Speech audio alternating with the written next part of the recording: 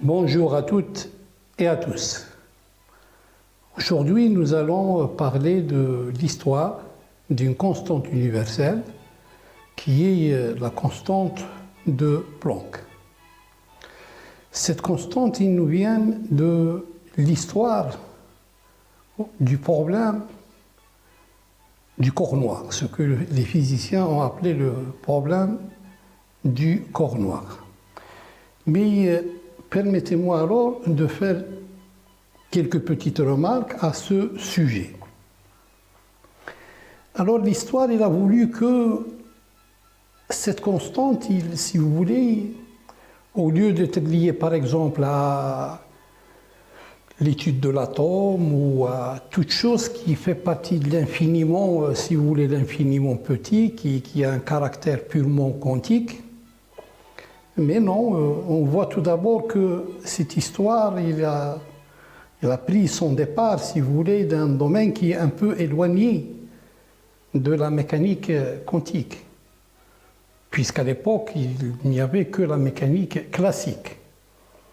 La deuxième remarque, c'est que la particule en question, c'est un photon, et le photon a une masse nulle, dans le cadre, bien sûr, de la relativité. À l'époque, la relativité n'existait pas. Et en troisième lieu, il s'agissait, qu'on le veuille ou pas, dans une grande partie de ce problème-là, de la physique statistique.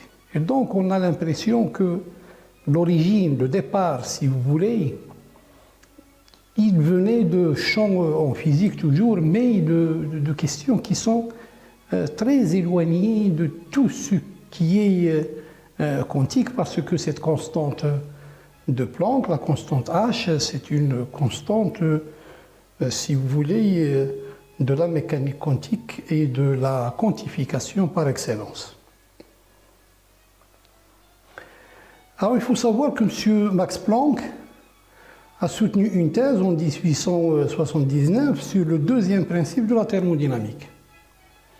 Et donc, pour lui, ce principe est fondamental, c'est-à-dire que c'est un principe qui est premier ou primitif. Donc, ça veut dire qu'il ne peut pas être dérivé d'un autre principe. Et donc, il n'a pas à être déduit d'autre chose comme la mécanique quantique. Donc, pour cela, il a toujours refusé l'explication statistique de l'entropie que donnait, bien sûr, M. Boltzmann. Alors que Boltzmann, lui, il avait un avantage, c'est qu'à l'époque de Boltzmann, les physiciens n'admettaient pas l'existence des atomes. Alors que lui, il admettait l'existence, bien sûr, de ces atomes, et pour lui, l'entropie, il venait des mouvements des atomes. Hein? Et donc, l'entropie dérive des lois de la mécanique. Et c'est justement la chose que Max Planck refusait intensément. Alors, M. Max Planck, il s'intéressa au corps noir pour une seule raison, c'est l'irréversibilité. Vous voyez, en mécanique classique, lorsqu'on étudie le mouvement d'un corps, toutes les étapes, ils sont réversibles. Quand vous voyez les équations en physique classique, il y a le paramètre t, le temps, et on peut bien sûr toujours revenir en arrière, remplacer t par moins t pour reprendre la situation de notre système à une date antérieure.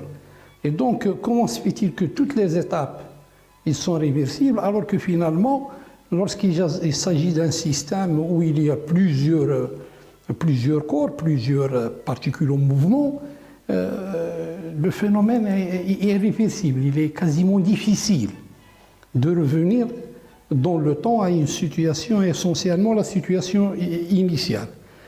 Et donc c'est à ce problème-là que M.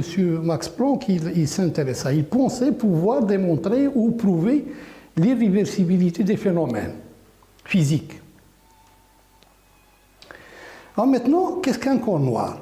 Donc si je prends notre Soleil, et c'est le cas de toutes les étoiles, un corps noir, idéalement, lorsqu'on parle idéalement d'un corps noir, c'est un objet dans lequel les interactions entre la matière et le rayonnement sont suffisamment nombreuses pour qu'un équilibre s'instaure entre l'énergie sous forme de matière et l'énergie sous forme de rayonnement.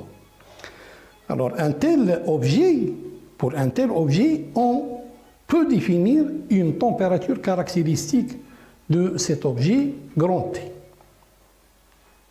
Jeans et Rayleigh ont traité le corps noir comme un gaz de molécules. Et on va voir que cette hypothèse-là était une hypothèse très forte. Ça veut dire quoi? Ça veut dire qu'ils se sont mis dans la situation, bien sûr, d'un gaz, de molécules, et ils ont remplacé les molécules par, si vous voulez, les fréquences du spectre. Et là, c'était très fort. Cette hypothèse-là, il était très forte, on va voir pourquoi. Il était très éloigné de la réalité de la chose, si vous voulez. Un gaz, c'est un ensemble de molécules, si vous voulez, dans lequel il y a une équipartition d'énergie. C'est-à-dire qu'en moyenne, toutes les molécules ont la même énergie. D'accord? Et il y a donc, bien sûr, il y a des molécules qui sont plus rapides que d'autres. Certes, mais elles ont la même énergie en moyenne.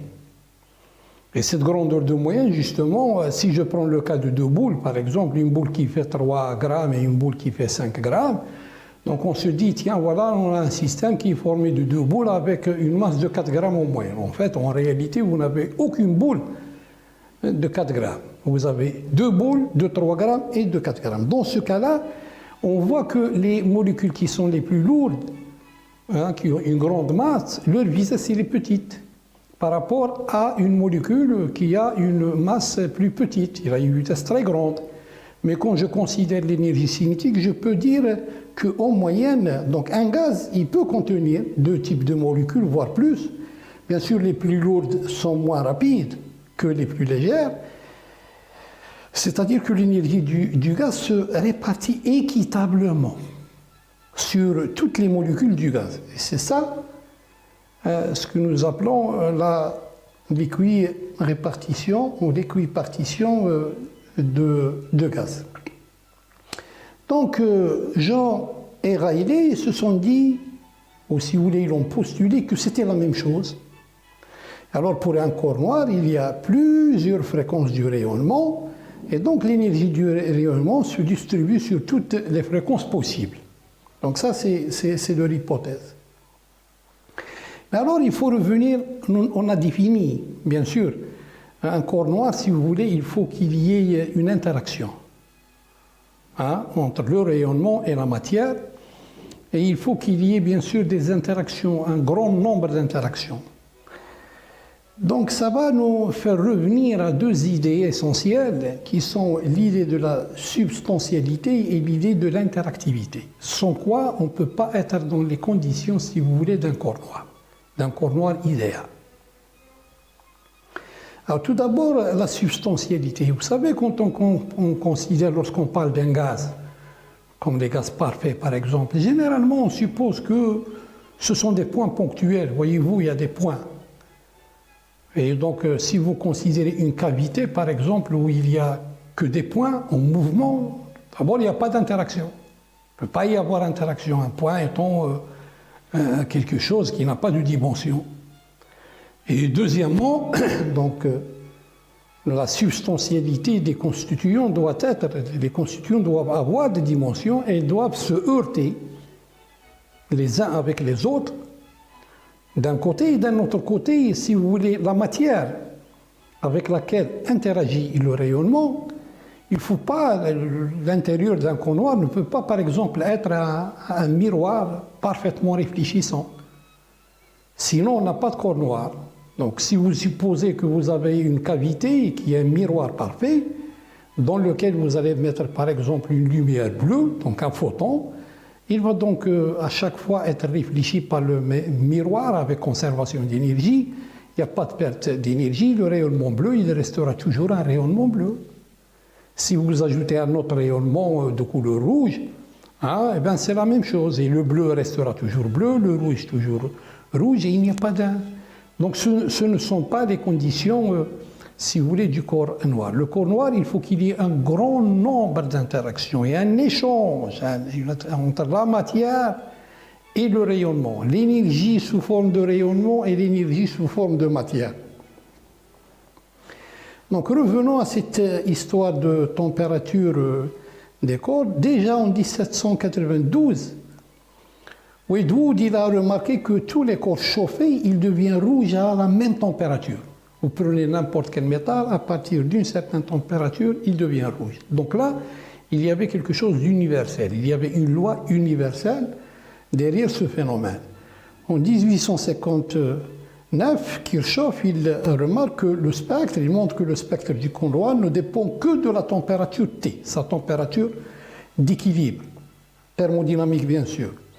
En 1879, Stéphane il prouve que la densité d'énergie d'un corps noir est proportionnelle à T. Ensuite, il va venir M. Wien, Jans. Ce qui nous intéresse, c'est Planck. Planck, en octobre 1900, il donne cette relation qui lie la fréquence à la température d'équilibre d'un corps noir, qui est sous cette forme-là. Vous avez une constante alpha, multiplié par un rapport qui est la fréquence du rayonnement sur la célérité C au cube, multiplié par 1 sur exponentielle, une autre constante bêta nu T moins 1. Et en décembre de la même année, il va améliorer cette formule et il va remplacer alpha par 8 pi fois h. Et là, c'est pour la première fois de l'histoire, dans l'histoire de la physique, c'est la première fois où apparaît la constante H dans une formule en physique. Planck, en fait, il a voulu interpréter la formule du corps noir en calculant l'entropie élémentaire de chacun des résonateurs. Les résonateurs, ce sont ces particules qui étaient responsables, si vous voulez, de cet échange-là, que constituait la paroi du corps noir. Et il arrive à la formule avec sa constante alpha. Sa constante alpha et bêta. Il arrive à cette formule-là. Cette formule, bien sûr, il se trouve que cette formule qu'il présente le 19 octobre 1900 à l'Académie des sciences de Berlin, il a été vérifié aussitôt par les expérimentateurs et c'est une formule qui collait parfaitement bien pour un corps noir. Alors, puisqu'il collait parfaitement bien, Planck passe alors à l'interprétation de cette formule, puisqu'elle marche très très bien. Il va faire alors une démarche, mais qui est vraiment insensée. Pourquoi? Parce que c'est dans un moment, si vous voulez, de désespoir, il va revenir aux hypothèses de Boltzmann, les hypothèses qu'il a toujours refusées. Et il va donc supposer vraies les positions de Boltzmann. Il reprend donc ses calculs avec les hypothèses de Boltzmann et le résultat est la formule dans laquelle pour la première fois apparaît la constante H. Donc la relation qui lie la fréquence du rayonnement à la température d'équilibre et cette formule que vous voyez là où figure notre fameuse constante universelle H, dite constante de Planck. Et c'est donc le 14 décembre 1900 que la constante universelle H de Planck apparaît pour la première fois dans une équation physique. Alors, signalons que Planck, lors de ses calculs, il a postulé que l'énergie d'un résonateur était E égale H2. Et donc là, c'est la première fois où un physicien va faire appel à ce principe de quantification. Autrement dit, l'énergie ne peut exister que sous forme de paquet. Si vous voulez, l'idée, il est simple. Si je prends un exemple de la vie courante, c'est comme si quelqu'un vous dit, il vous parle du beurre ou de sucre. Bien sûr, le beurre ou le sucre ou l'huile, ça existe toutes les quantités que vous voulez, mais quand vous êtes dans un supermarché, sur une surface, eh bien, vous trouvez sur le rayon, par exemple, le beurre avec des quantités bien précises. Pas avec n'importe quelle quantité. Dans ce cas-là, on peut dire que c'est ça l'idée, que le beurre est quantifié par exemple à margin, que le sucre est quantifié. Mais ceci dit, cette substance, vous pouvez chercher les quantités chez les producteurs, les quantités que vous voulez. Donc ici, l'énergie, c'est ça. L'énergie, dans le cas du corps noir, il a postulé que cette énergie qui est échangée par un résonateur ne peut être que sous forme de quantité H nu. Et H, pour certaines personnes, ils pensent qu'il vient de l'allemand Hilfen, qui veut dire au secours, tout simplement, puisque Max Planck, c'était un Allemand. Et il apparaît, bien sûr, si ça est vrai, donc il apparaît qu'il était, bien sûr, désespéré. Bien. Alors, cette relation E égale H nu, cette égalité, n'est qu'un artefact mathématique utilisé par Max Planck. Max Planck, au départ, n'a jamais cru à ça. C'était pour lui une astuce, un artefact, un truc de calcul qui lui a permis d'établir sa formule. Et donc, son article est passé en silence et c'est Einstein qui va reprendre le premier cette formule en 1905. Et donc, on va passer d'une hypothèse, une simple hypothèse, lors d'un calcul, une hypothèse de Max Planck, à une existence ontologique, à une existence réelle qui a été attribuée par M. Einstein. Donc c'est M. Einstein qui fait basculer les choses d'une simple hypothèse, d'un artefact de calcul, à une existence ontologique. Donc voilà, je vous remercie pour cette écoute qui n'était pas toujours facile et à la prochaine vidéo. Merci.